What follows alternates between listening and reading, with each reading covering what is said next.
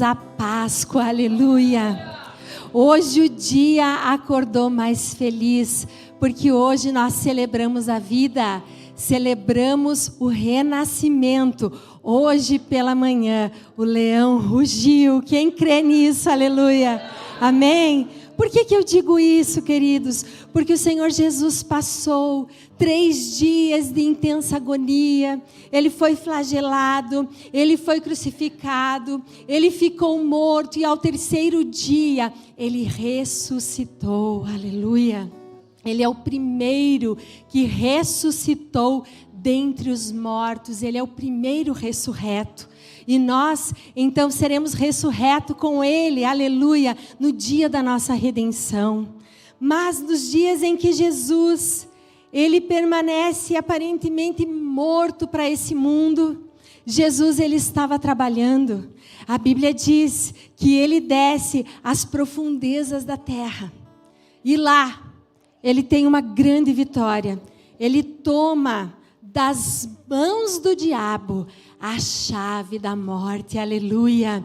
É por isso que na Páscoa se renovam as nossas esperanças. É por isso que na Páscoa nós podemos lembrar que milagres existem, porque Jesus morreu e ressuscitou. E Jesus venceu a morte. Ele desceu às partes baixas da terra e tomou das mãos do diabo a nossa condenação de morte e se fez condenado por nós. E hoje nós podemos ter vida nele. Então a Páscoa é um dia alegre, é um dia de renascimento. Talvez você chegou aqui triste, olhando para as tempestades, com medo, sem esperança, porque vivemos em dias difíceis, dias sombrios, onde olhamos para os seres humanos e não podemos mais reconhecer as atitudes e os acontecimentos que estão ao nosso redor.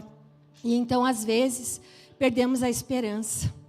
Às vezes, pensamos que Deus, Ele está tão longe, mas Ele não está. Ele morreu e ressuscitou por nós, para que tenhamos uma vida transformada. E aqui, nesse teatro, nós percebemos que existem muitas portas que nós entramos na nossa vida. Mas a primeira porta pela qual entramos em nossa existência é a porta do útero materno. Porta essa que não podemos escolher. Ninguém escolhe em que família vai nascer. E a partir daí, nós saímos para a vida, muito pequenos ainda, muito frágeis. Não sabemos andar e muito menos abrir portas. Mas, então, outras pessoas abrem as portas para nós e fecham também muitas portas para nós. Mas os anos vão passando e logo nós já conseguimos caminhar sozinhos e fazer as nossas próprias escolhas. Uau! Que libertador! Como nós somos independentes!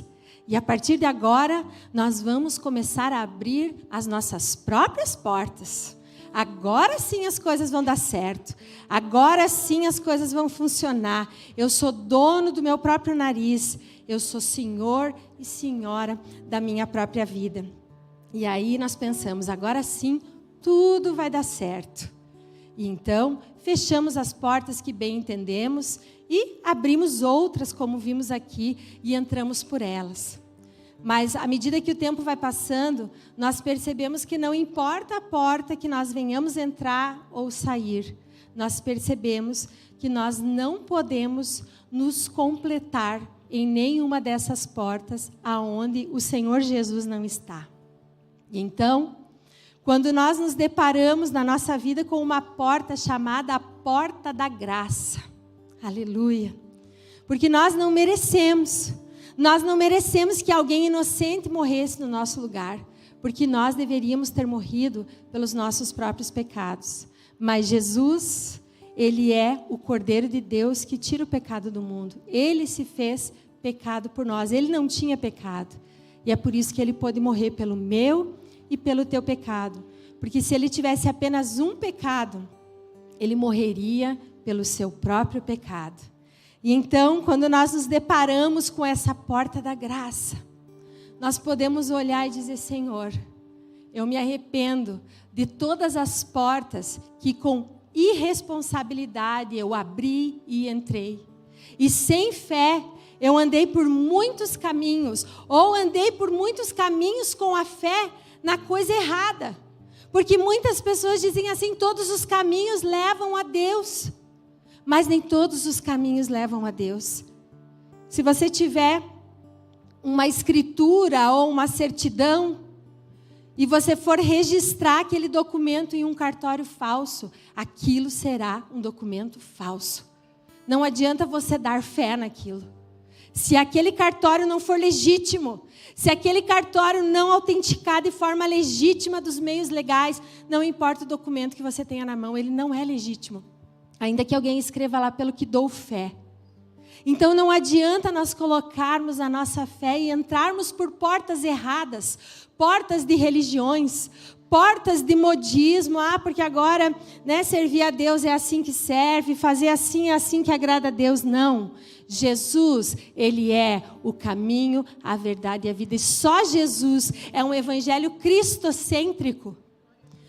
Deus não entregou o seu único filho para que nós viéssemos servir a Deus do nosso jeito. Mas Ele entregou o seu único filho para que nós venhamos servir a Deus do jeito dEle. E aí então Jesus, Ele fala assim, Ele se compara muitas vezes a uma porta. E Ele diz assim em Mateus: entrai pela porta estreita, porque larga é a porta e espaçoso o caminho que conduz à perdição. E muitos, não poucos, muitos são os que entram por ela, a porta da perdição. Não há como falar de Páscoa sem falar que nós temos um adversário. Lá em João, está escrito assim, Jesus dizendo, está registrado no livro de João, capítulo 10. Em verdade, Jesus está dizendo, e em verdade vos digo, que eu sou, Jesus é a porta das ovelhas. Todos quantos vieram antes de mim são ladrões e salteadores. Jesus diz: eu sou a porta.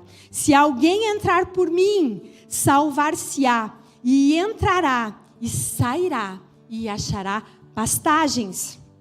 O ladrão, veja, nós temos um inimigo espiritual, porque o ser humano é corpo, alma e espírito, e às vezes você acha que você só é essa carcaça que você vê todo dia na frente do espelho.